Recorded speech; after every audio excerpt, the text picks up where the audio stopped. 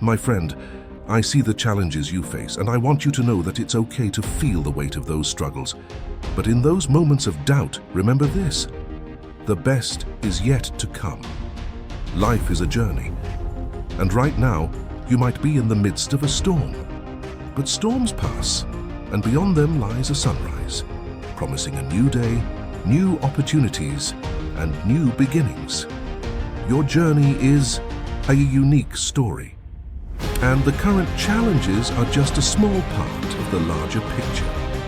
You're in the process of transformation, much like a caterpillar becoming a butterfly. Embrace this journey, for it is shaping you for the extraordinary moments that lie ahead. Envision the day when you overcome hurdles and stand victorious. That day is coming, and you are destined for greatness. Believe in yourself, rise above the setbacks, and use them as stepping stones toward success. Your journey is defined by your resilience, courage, and unwavering belief that the best is yet to come.